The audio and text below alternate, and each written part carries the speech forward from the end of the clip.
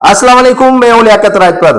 वफाकी बजट से कबल पीपुल्स पार्टी का कहना कुछ और था और बजट पेश होने के दौरान पीपुल्स पार्टी कुछ और ही करने जा रही थी, लेकिन उसे करने नहीं दिया और वो मान भी गई। मुत्तहिदा कौमी मूवमेंट बड़ा मुतालबा बजट से कबल वजीर आजम के पास लेकर गई, कराची के मसाइल के हवाले से नहीं बल्कि गवर्नरशिप वापस दिलाने के लिए, लेकिन वहां से भी उनको लाल झंडी दिखा दी गई। पाकिस्तान पीपुल्स पार्टी एहतजाज भी करती रही, मुकरती भी रही और बेंचेस पर न बैठने का फैसला भी करती रही। कुछ एमएनएज ऐवान से चले गए, कुछ एमएनएज ऐवान में ही रहे और बिलावल भुट्टो जरदारी का आना जाना ही रहा। लेकिन एक वो कहते हैं कि पुल का किरदार अदा करने वाले शख्स जब पहुंचे तो बिलावल भुट्टो जरदारी उसके आगे सरनगू हो गए और कहा कि चलो सर जी, कहां चलना है, किसको वोट देना है, किसकी हिमायत करनी है। सिंध के हवाले से Pakistan Peoples Party mega project वफाक से रखवाने में नाकाम हो चुकी है। 30 अरब रुपए हैदराबाद सक्खर मोटरवे के लिए रखे गए। अल्लाह खैर करे कि ये पैसे जो है वो इस्तेमाल हो सके और ये रोड तामीर हो सके। पहले भी 15 अरब रुपए रखे गए थे, लेकिन पता नहीं किसने उन 15 अरब रुपए को झाड़ पिला दी और वो मुकदमा भी फाइलों में दब गया। दफाई बजट में इजाफा किया गया और सेल्स टैक्स लगा दिए गए।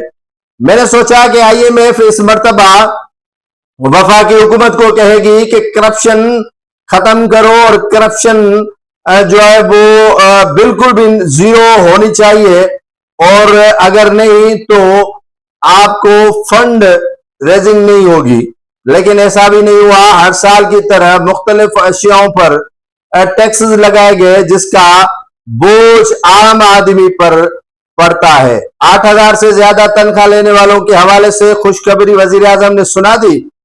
मुत्तहिदा कौमी मूवमेंट कराची के मेगा प्रोजेक्ट्स के हवाले से नहीं मिली, लेकिन जब मिली तो एक ही मुतालबा, एक ही मुद्दा था कि जनाब आली गवर्नर सिंध वापस कर दो, जिस पर वजीर आजम ने उन्हें लाल झंडी दिखा दी। नून लीग पर बिलावल भुट्टो बरस पड़े, लेकिन उसने सिंध के लिए, बिलखुसूस सिंध के उन देहाती इलाकों के लिए वफाक से कोई मेगा प्रोजेक्ट नहीं लिया, नहीं मनवाया।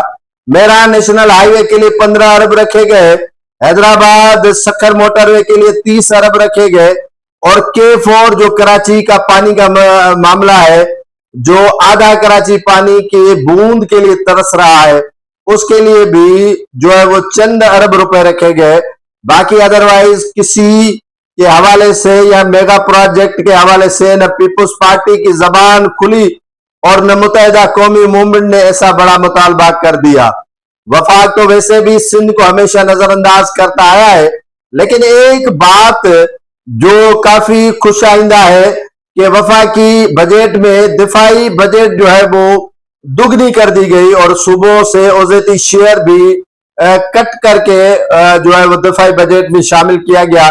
वैसे तो फाइलों में आमिर पाकिस्तानी जैसे खा जाते हैं और सिंध के फाइलों में जो है वो बजट हर साल की तरह जो है वो दबा दी जाती है और काम जीरो होता है और आमिर पाकिस्तानी जैसे ही इन बजटों को खा जाते हैं।